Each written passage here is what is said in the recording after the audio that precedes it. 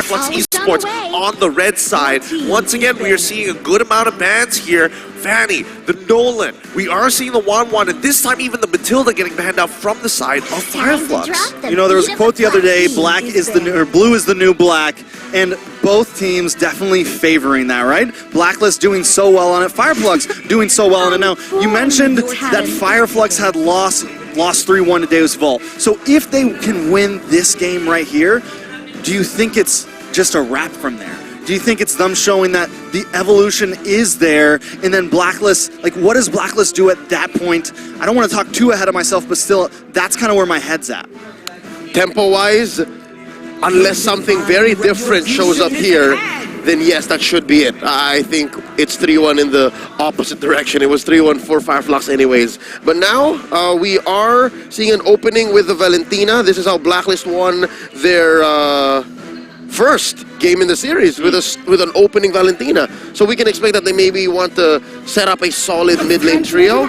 They might pick up a Valentina, Matilda, and Fredrin, unless Fireflux has something to say.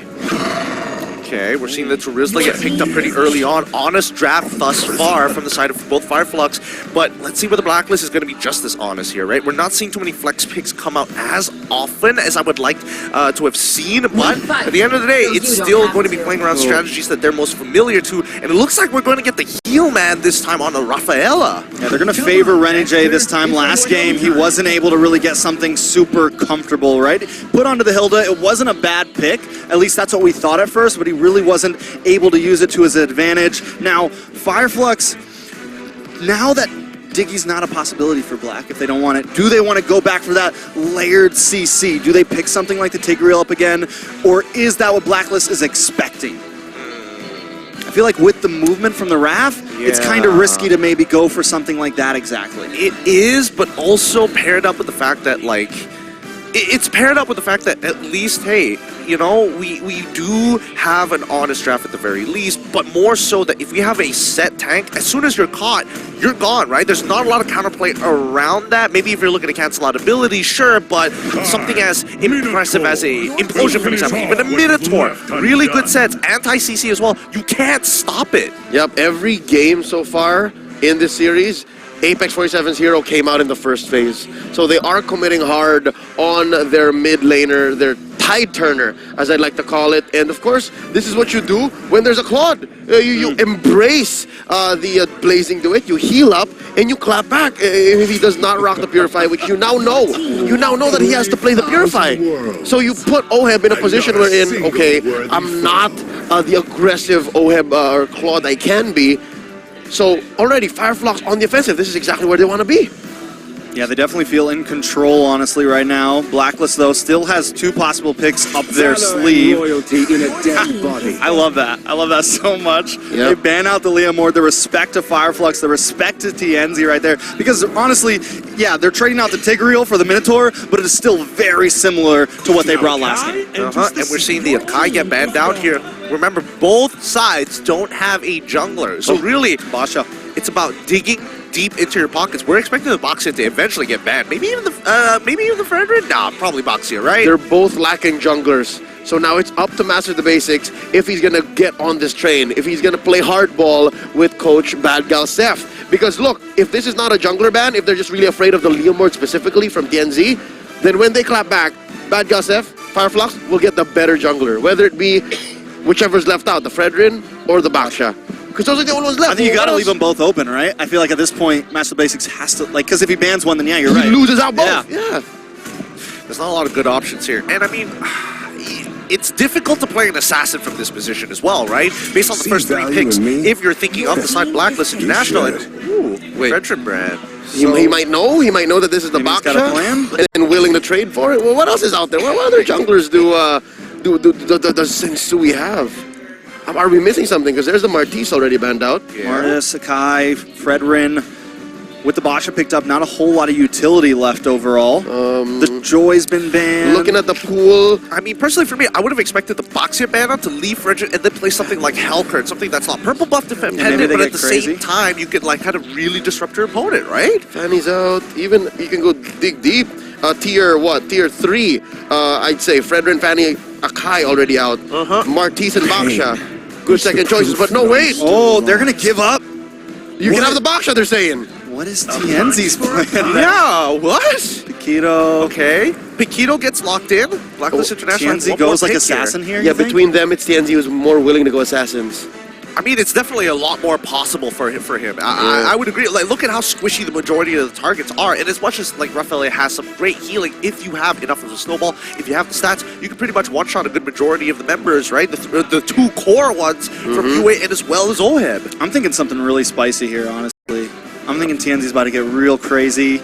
Maybe If this is the predicted Baksha, right? I mean, if Blacklist picks up the Basha here, then Fireflux, I think high chance of assassin. Priestess of primal lightning. Wait, what? Jungle Pack? The evil No way. We Jungle haven't Pack? seen this in so long.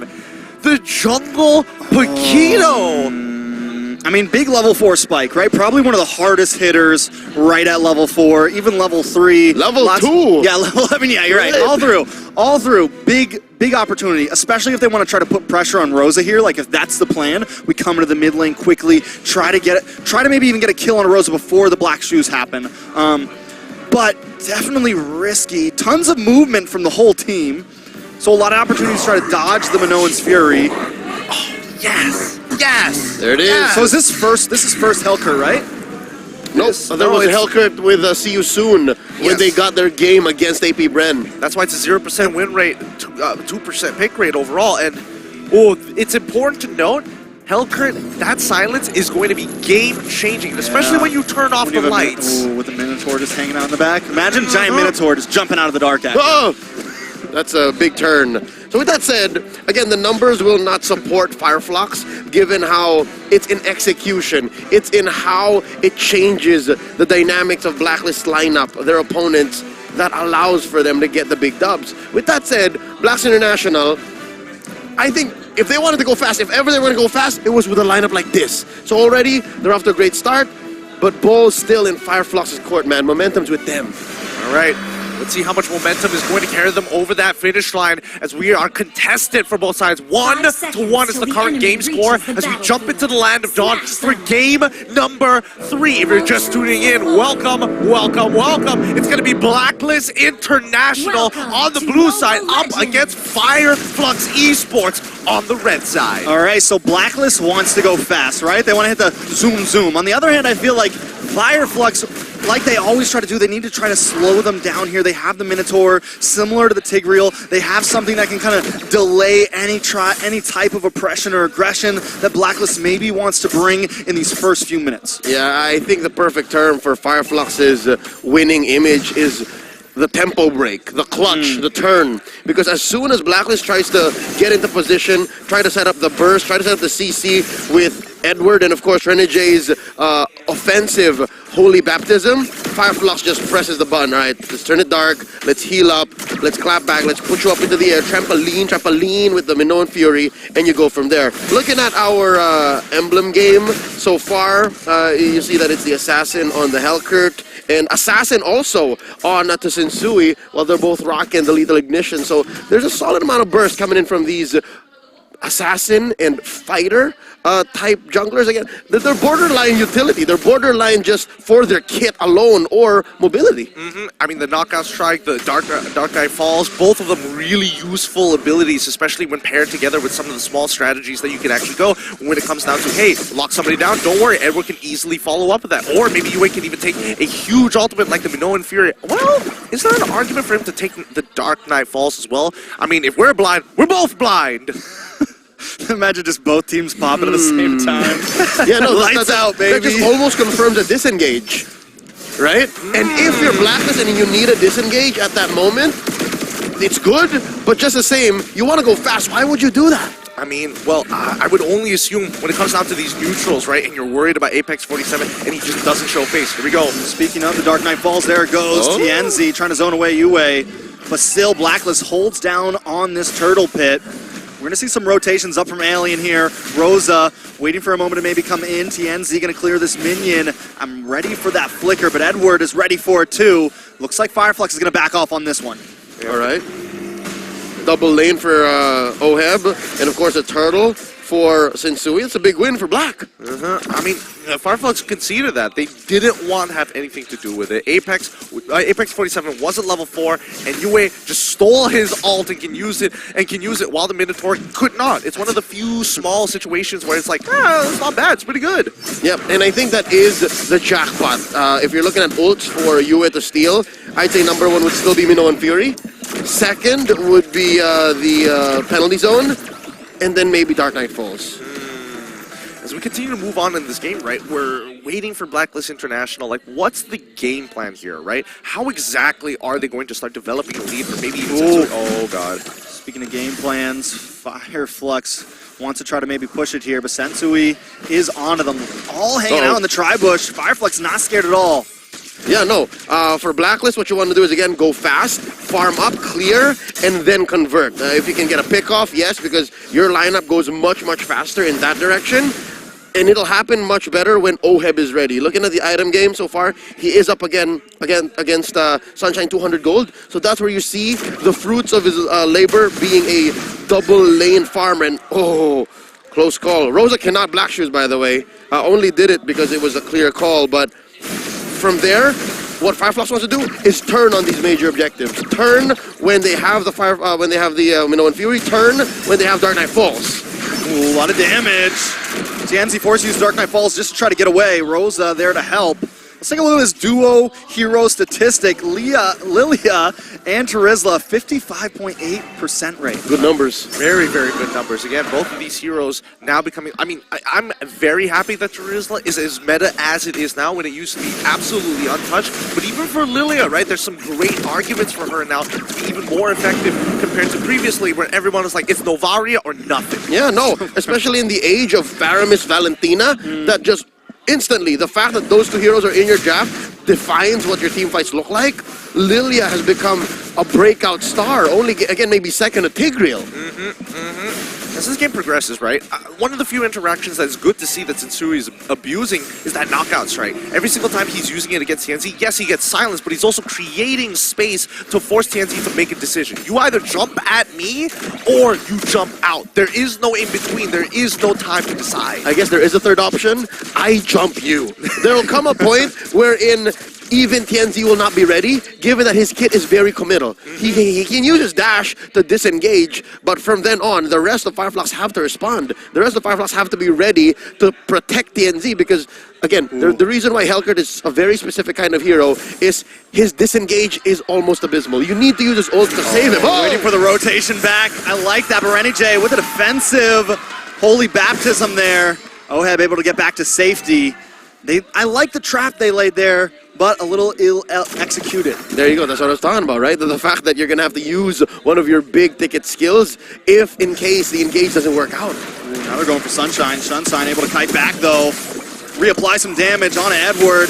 Terrify doesn't land on Rosa. There goes Minowan's Fury. A lot of damage on Edward. Ow. Face full of torn apart memories, and Edward goes down. Sunshine picking up the kill, getting first blood. Oh, it's definitely one of those moments where I thought I was going to cast the curse it for sure, right? TNZ ends up whiffing the initial dash, so they didn't get enough of a silence for the follow-up to actually make it count. And the Holy Baptism comes out, and at that point, it's too late, right? He didn't bother using the Deadly Stingers. There's just no time to do so. If it was, you know, on a tight, since the window is so tight, it could have been killed, but here we go. TNZ looking for Yue.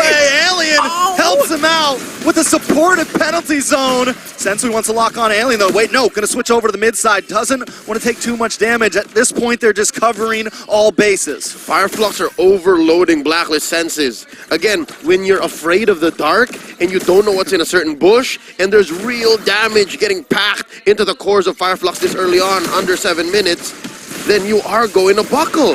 Blacklist now going to lose some presence here in this bottom lane, allowing for this next turtle to be as close to 50-50, the last turtle, and they even have time to help TNZ get space to get his orange, and then they fight, they engage. All right, now Fireflux for the first time wanting to fight for this turtle.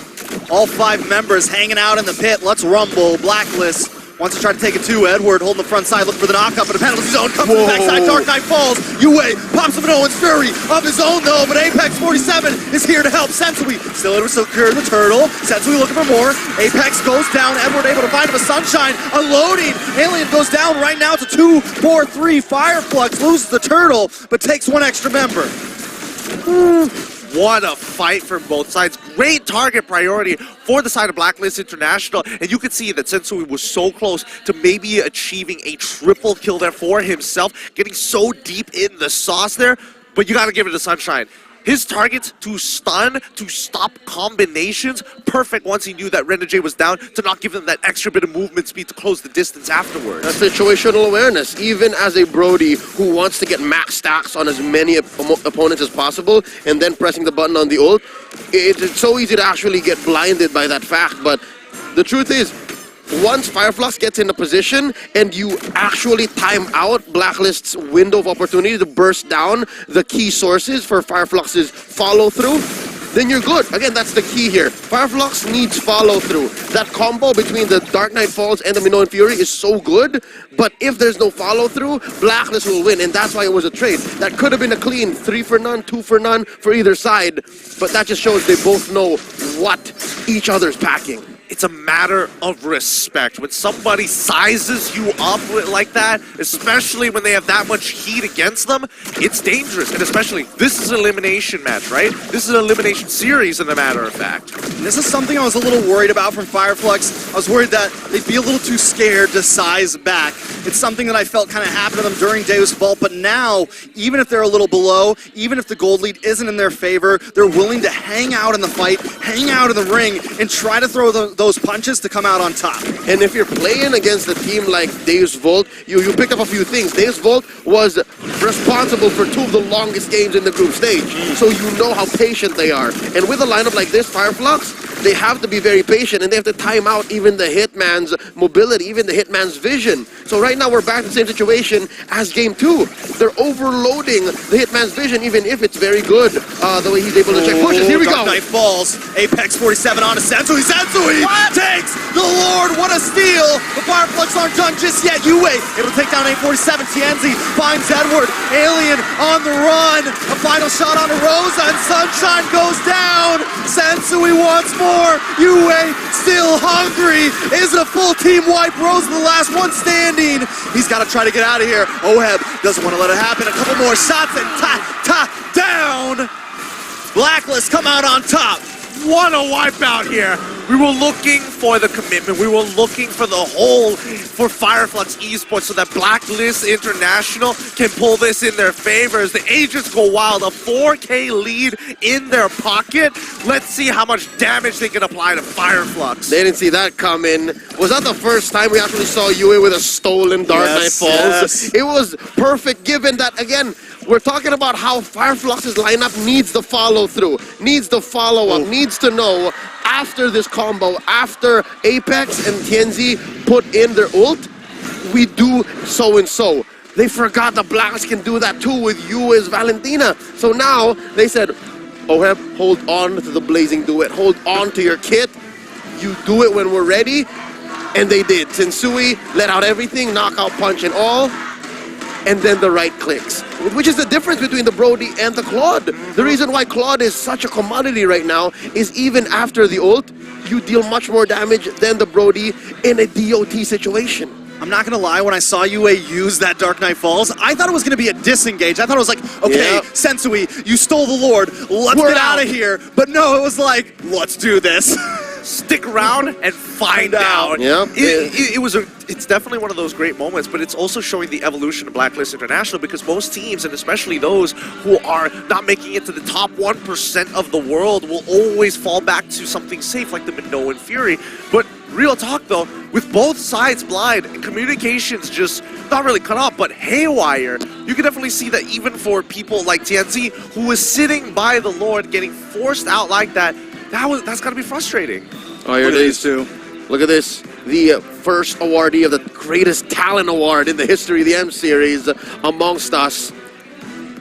All Best in the world. Wait.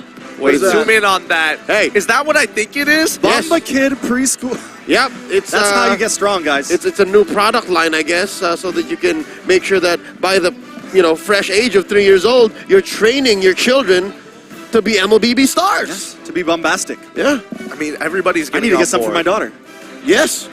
Everybody's getting on board with the trend right now.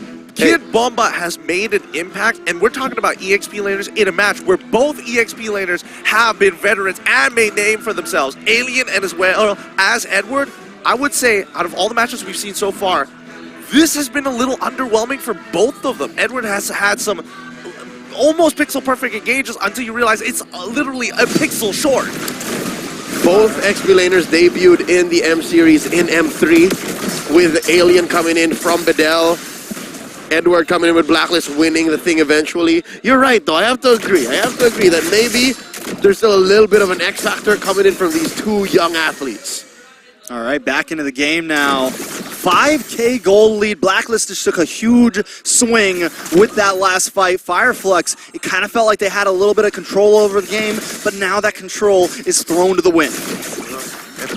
And with a 5K lead like that, the question is whether they can find the 2X. And I mean, so far the damage is good, right? Blacklist International are finally in a position of power, a position that is very advantageous considering that OHEB has his core items in comparison to Sunshine, 2 levels down, in a matter of fact. And let's just double check with the damage dealt. Rosa, still on top. Just, okay. But it's okay, because you have Rafaela. As soon as you try and clear those shadow energies, and you try and check how far and how deep Rosa can go, as well as Sunshine, you can top up and then come through. Again, the photo meta is still real. The fact that they nerfed the item doesn't mean it's out.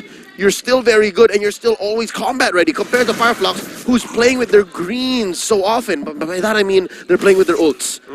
Again, between a lineup that can rely on their right clicks and their skills 1 and 2, compared to a lineup that needs their ults, if you have better engagement, better positioning, then the Prior will win. Exactly. And more so, if we really look at Blacklist International's composition, they don't have any necessary ways to poke out their opponent, right? And I think that's the important thing.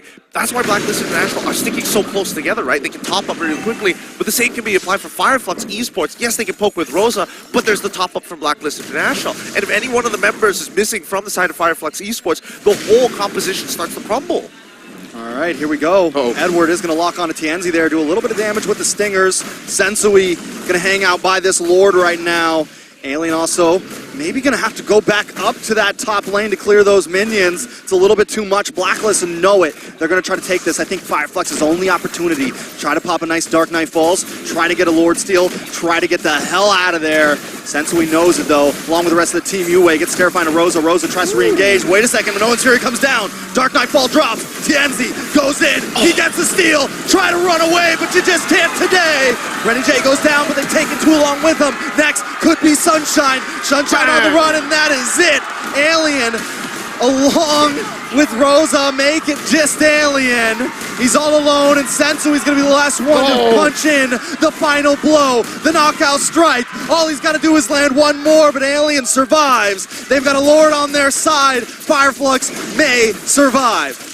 What a steal from Tienzi, but what a dive coming in from Blacklist International. That's what we wanted to see, a full synchronized backline jump, and it worked out. They poked out Apex, and now they're going to get an inhibitor. Make that 2. Down bottom, OHEB is also working on it. Top lane 2, wow, the defensive penalty zone. Nice penalty zone. Tienzi is back up. Minoan's Fury does come out. Edward on the run. Sensui gonna go down. Sunshine able to pick him up. Tienzi still on the chase, able to flicker in. Look for Yue. Gets terrified or decides to actually just back off. Apex 47 trying to force him out of their hometown. Rosa coming from the side lane. Fireflux finally reclaiming some of their land. Wow.